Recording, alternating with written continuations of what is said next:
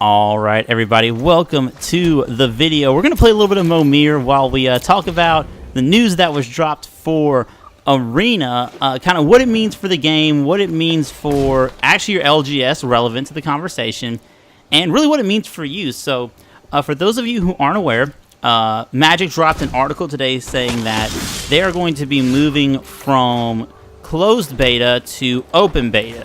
So that's going to happen, and once they move to the open beta, there is going to be a wipe. So schedule events, and I'll link the article in the video description. Basically, on September 21st, they are going to close the store, so you will be unable to purchase additional gems. But what you still will be able to do is you'll still be able to buy packs and enter events with the gold and the gems that you do have. So September 21st, the store is going to close. Then on September 24th, the closed beta servers are going to go down. The game will go down so that they can prepare for the open beta, which will start on September 27th. So whenever that happens, all the gems that you have bought, not the gems that you have won, should be refunded to you. And then you will actually get, if you are a beta tester, a masterpiece copy of Ral Is It Viceroy, Teferi Hero of Dominaria, and Vraska Golgari Queen. So as the way for Wizards saying thanks for helping them out with the beta test, they're going to go ahead and give us a couple of masterpiece planeswalkers, which I think is pretty sweet. Teferi is definitely going to be a player in this new standard format. I like Vraska and tokens, and Ral is just super sweet to me. So those are some cool rewards. But one thing that's going to happen with the open beta is they are going to have non-unique codes that appear in pre-release kits, in booster packs at a rate of 1 to 8 for the booster packs, and then the Planeswalker deck packs that you get are going to have a one-time use code that you can redeem for the same corresponding Planeswalker packs. I mean, let's say that there's the Ral pack and the Vraska pack.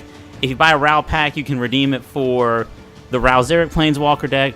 The caveat, though, is that you can only use it one time. So you'll get a maximum of 3 packs, because the one code will give you 3 booster packs.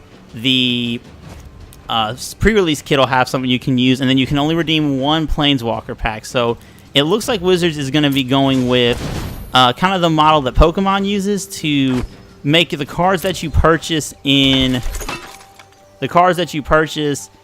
real life actually transition to the game. So I think that's pretty cool. The one thing that I wish they did was I wish that the booster packs had unique codes, so that way every 1 in 8 packs that you bought would translate to a code. Now, I know that's a little bit controversial of a statement.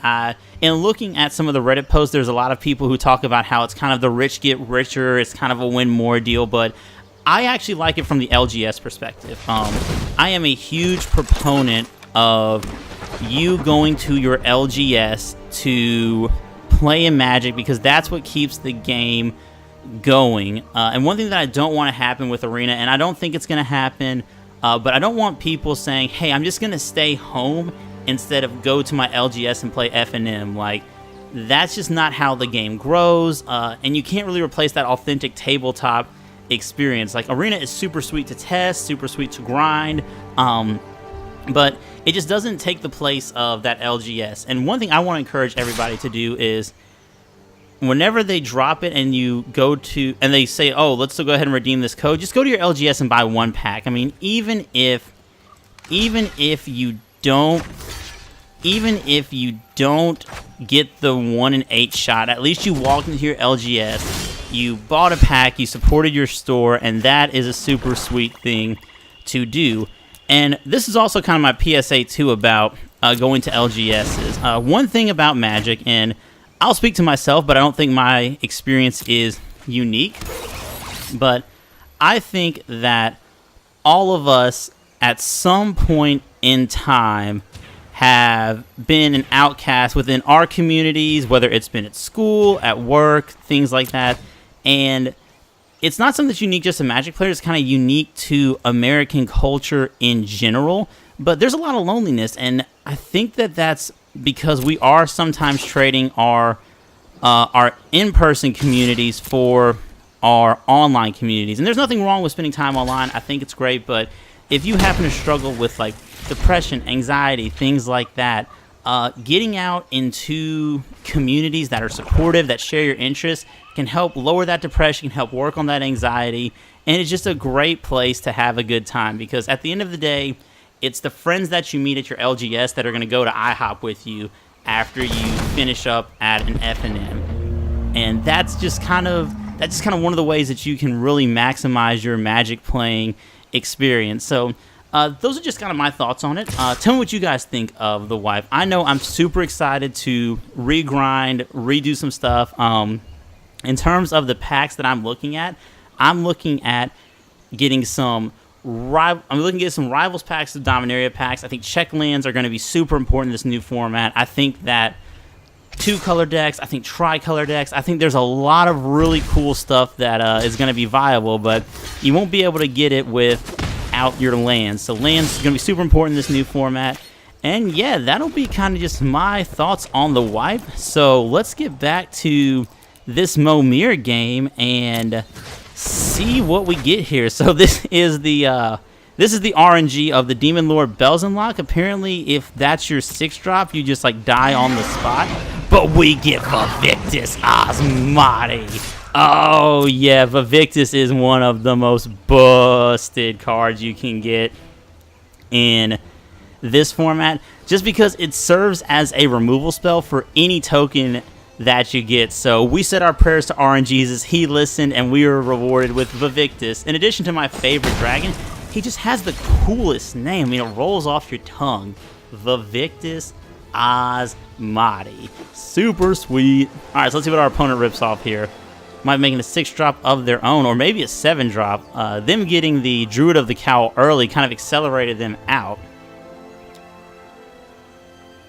Like, I know some people haven't really liked Momir Vig, but I really appreciate it. It's not skill intensive. It's kind of just whatever happens, happens. But man, is it fun.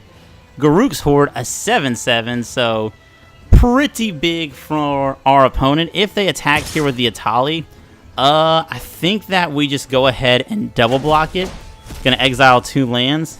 So Atali, not necessarily the best creature in this format, but Atali's sweet.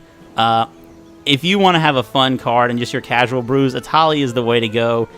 In Commander, it is a must kill, so if you're playing Commander, that card's got to go. So we'll go ahead, go to combat, and we're actually going to Alpha Strike here. We're going to get rid of... Ooh, what do we get rid of? I think we actually get rid of our 3/3, and they're 7/7. So we'll get a land. And then we'll go ahead and make a 8-drop. I'm not really sure what the 8-drops are. I haven't drafted in a pretty long time, so this might be really good for us, might be really bad, but we're going to make an 8-drop and have us a grand old time. So we'll go ahead, Momir Vig, 4, 7, 8, and what do we get today? Hopefully something that isn't too bad. We get a Zatalfa. Okay.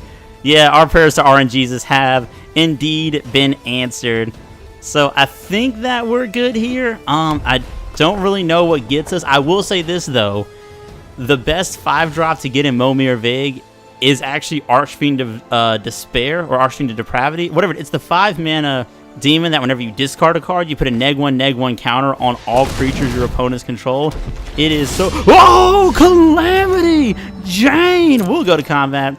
We're going to all attack. We're going to get rid of our Naga dude and then Zakama. So farewell, Calamity Jane.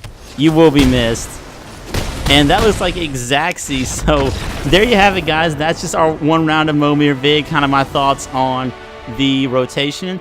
If you like the video, leave a like, comment, subscribe, and share.